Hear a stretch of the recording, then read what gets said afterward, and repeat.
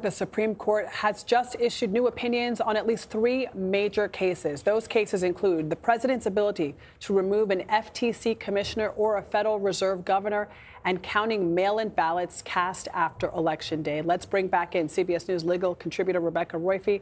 Rebecca, let's talk about those 2 cases that really focus in on executive power, the president's power, because the president is the head of the executive branch and is supposed to maintain some independence from some other parts of the government. But here, the Supreme Court justices voted in favor of the president in the case involving the FTC commissioner, but against the president in the case involving the Federal Reserve governor.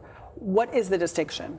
So the posture of these 2 cases was different. So what essentially was at issue in the Slaughter case was these multi-member board agencies that Congress creates separate from the president, insulates from the president with these for-cause firing provisions.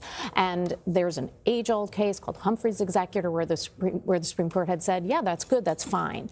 And what the court did today was to overrule that case and say, no, it's not okay. You cannot create this little fiefdom within the executive branch where the president doesn't have this kind of ability to say, no, I just don't like you, and therefore I'm going to fire you, because that's taking away his central control over the executive branch. And so they can't do that anymore. Rebecca Slaughter can be fired, as can many other members of these sorts of boards, like there's, having to do with consumer protection, having to do with labor issues.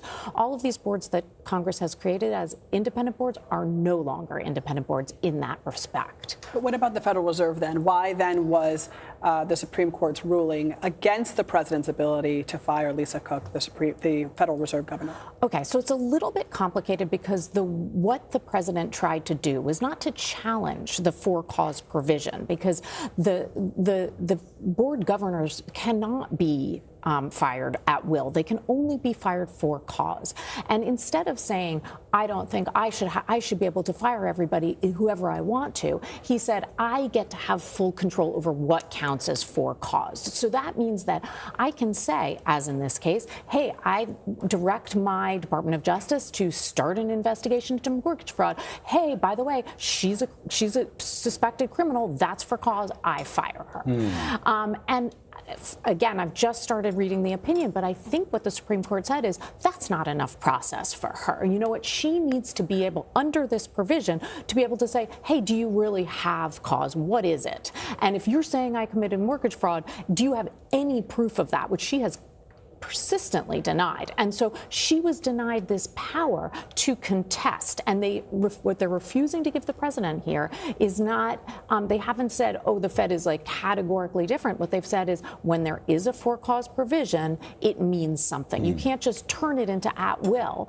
by essentially making up something bad that this person did. A whim, which is what Justice Roberts wrote in the majority. And so let's bring in, Rebecca, while you continue to dig into some of these cases, let's bring in CBS News chief legal correspondent Jan Crawford, who's joining us from Washington, D.C. So I want to focus in a little bit on that, Jan, which is this almost institutional message that it appears that the Chief Justice is sending, which he talks about. Well, we know that this is the first time a president has tried to remove a Fed governor in its 111-year history. And Justice Roberts sort of emphasized the central bank's independence, which has been a feature of American financial governance dating back to the banks that were the first and second banks that were created in this country. How unusual is it for the Supreme Court to rely so heavily on, I guess, historical practice and preserving an institution like the Federal Reserve, which it seems to be indicating is very unique amongst all the others?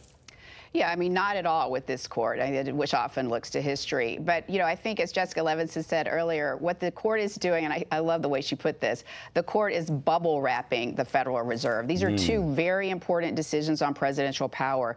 But they're saying today that the Federal Reserve is different than all these other independent, what once were bipartisan federal agencies that Congress created going back over 100 years in some cases.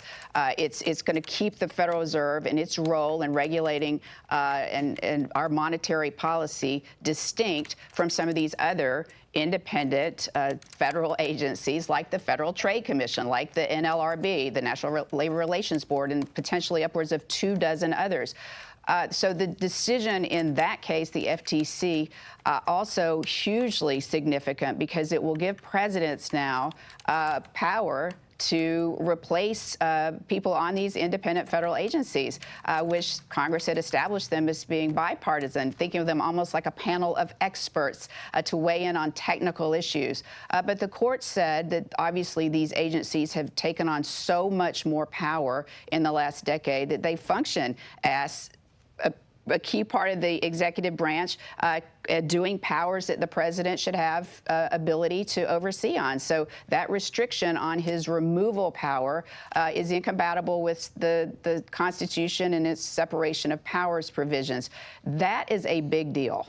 And that is something that this Supreme Court has been signaling now going back 15 years that it believes in, that the president, as the head of the executive branch, the Constitution tasking him with enforcing the laws, has to be able to have some say over these executive agencies that exercise considerable enforcement power so that voters know who to hold accountable. If you don't like what the FTC is doing or the NLRB is doing, right now it's kind of faceless bureaucratic agencies. But from now on, voters will know the buck stops with the president.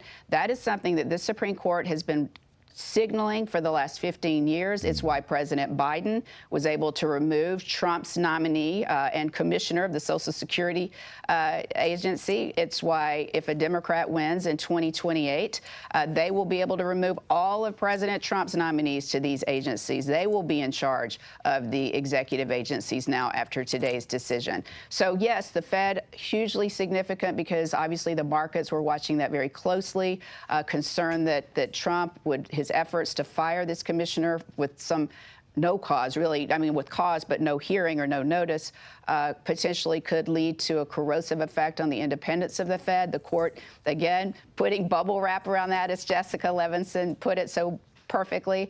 But the other agencies now, those are under the president's power, and voters, as this court is emphasizing, now know who to hold accountable if they don't like what these agencies are doing. It stops with the president.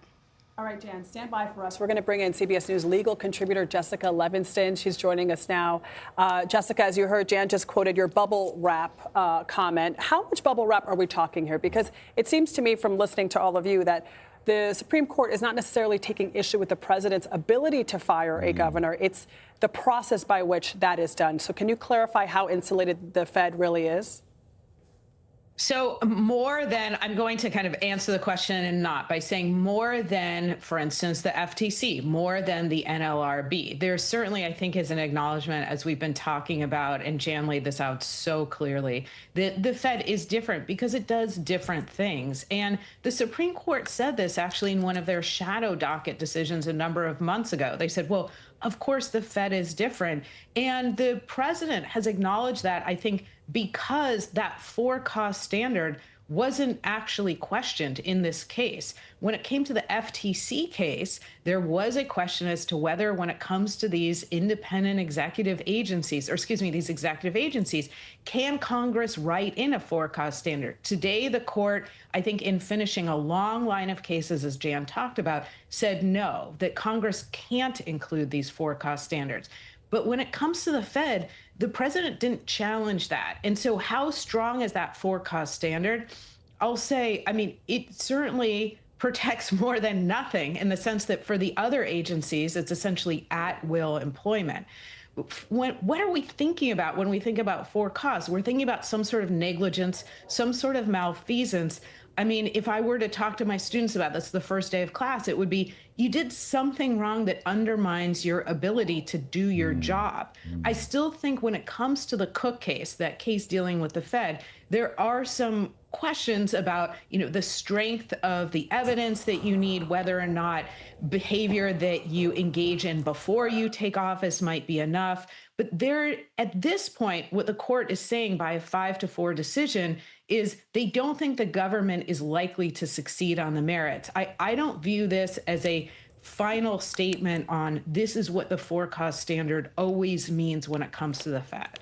So that's the Federal Reserve, Jessica. Let's talk a little bit about something that Rebecca Roiphe raised, which is that this opinion overrules this Humphreys executor precedent that has stood for some, I think, like 90 years, almost 100 years. And as you know, the court is generally reluctant to overturn longstanding precedent. So what is the majority saying as a justification for concluding that Humphrey's executor was so fundamentally inconsistent with Article 2 that it had to go? And I didn't do well in Latin. Maybe Adriana's the smart one here, but this idea of stare decisis, is that how you say it? I don't know what you're talking about. Which is letting a decision stand, right?